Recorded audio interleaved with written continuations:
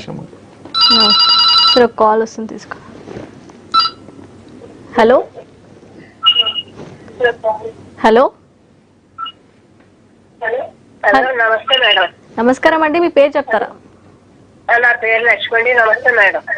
Okay Lakshmi గారు, మీ సమస్య ఏంటో చెప్పండి. నా పేరు లక్ష్మి అండి.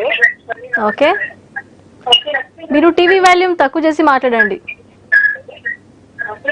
ఈ మధ్యకాలంలో చెప్పండి. Okay madam.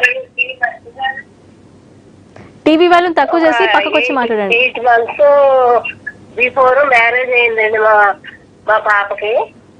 ఓకే, హలో చెప్పండి. 8 నెలల క్రితం పెళ్లి అయిందండి. కాపురం చేయటం లేదండి. ఓకే, దానికి విడాకులు తీసుకోవాలంటే మా ప్రాసెస్ ఏంటో మీరు కొంచెం మాకు సజెషన్స్ ఇస్తారని. ఓకే, మనతో పాటు అడ్వకేట్ ఫణీంద్ర భార్గవ్ గారు ఉన్నారు, మాట్లాడండి, చెప్తారు. అమ్మ, దేనికి తీసుకుందాం అనుకుంటున్నారు విడాకులు? ఆ అబ్బాయి ఈ అమ్మాయి దగ్గరకు రావటం లేదండి. శారీరకంగాను రావటం లేదండి. అతను ఒక శాడిస్ట్ అండి. అబ్బాయి శాడిస్టా అమ్మాయా? అబ్బాయి అండి శాడిస్ట్. పాపం పెద్దలు చేసిన మ్యారేజ్ అని చాలా జాగ్రత్తగా ఆచి తీర్చి అడిగేస్తుందండి. ఇంతవరకు ఓపిక పట్టింది. ఇంకెంతకీ ఆ అబ్బాయి రాకపోతుంటే మరి పెద్దవాడితో ఈ మధ్యనే చెప్పింది. అది మీ సజెషన్స్ అంటే విడాకులు తీసుకోవడానికి ప్రొసీజర్ ఏంటని అడగడానికి చేశానండి. విడాకులు తీసుకోవాలి అనుకుంటే ఇప్పుడు 1 సంవత్సరం పాటు కనీసం సంవత్సరము పెళ్లి అయ్యి ఉండాలి.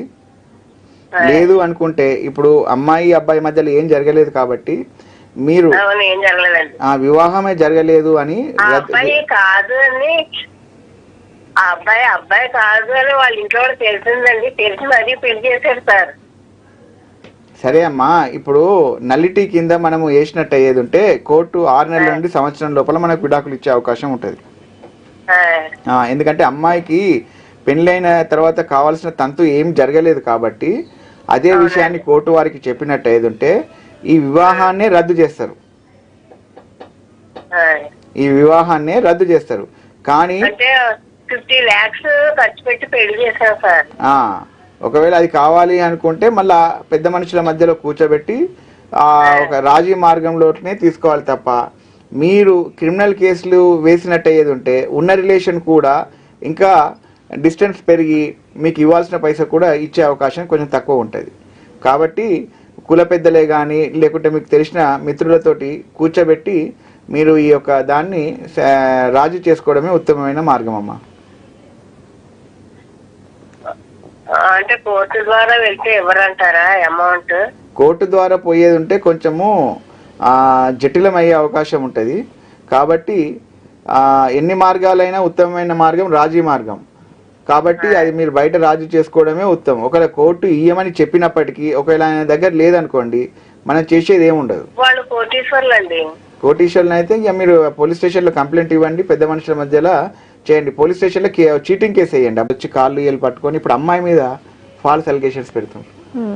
అది అంటే చెప్తున్నాను, అంటే ఈ మ్యాట్రిమోనీ ఇష్యూ లోపల మనము ఫస్ట్ అన్ని కొంచెం తరో ఎంక్వైరీ చేసినాకనే పెళ్లి చేసుకోవడం సక్సెస్ఫుల్ కొంచెం అదొక. ఓకే సార్, ఒక బ్రేక్ తీసుకుందాం.